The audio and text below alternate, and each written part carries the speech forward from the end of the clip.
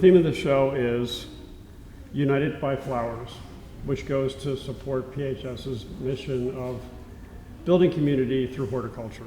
I think that the students were taken on a field trip to Pennsport and saw the area in which they would be able to expand upon and bring it into the flower show, take certain points of the neighborhood and how they can almost interpret it within the actual flower show itself. Pennsport is one of the oldest, if not the oldest, section of Philadelphia. And it was where the Swedes had settled initially, and then around that settlement in Pennsport grew up a number of industries, most of which were focused around shipbuilding. And so it was the home of the first Navy Yard.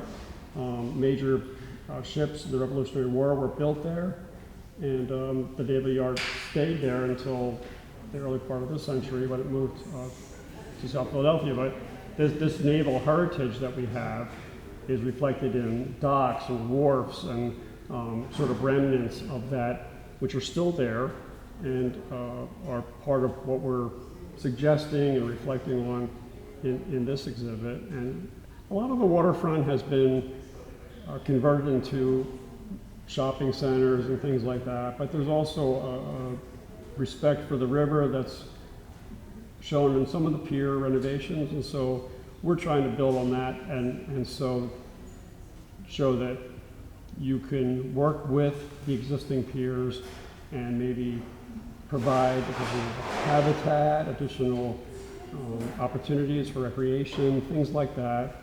And the city's been doing some of that so far, but we're trying to push it further. The theme for this year's show is United by Flowers, and each exhibit is choosing a community in Philadelphia, and ours is Pennsport. So I think one part that really influenced the design was the history of Pennsport, which is something we kind of dove into. We talked about the industrialism and that shipbuilding history that occurred along the Delaware River.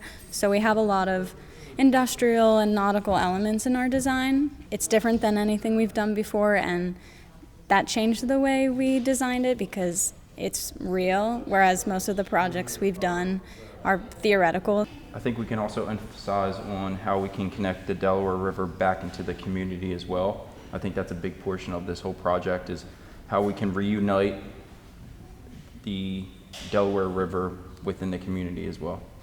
Yeah, I think people get a different experience when you're able to walk through an area, get up close with it, not just see the perimeter. You can actually be inside the exhibit and feel a certain way as you walk through, and even also out as well. We encourage people to touch, to feel, and we want people to smell the flowers, to rub up against the fragrant herbs and things like that.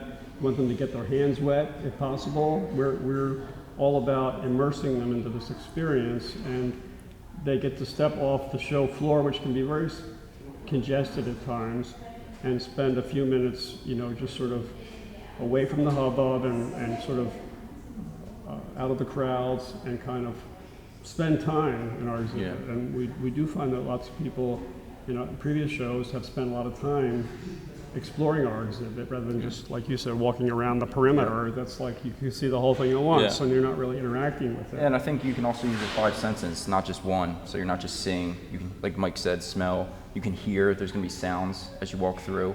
And each section of our exhibit is going to have a different feel to it.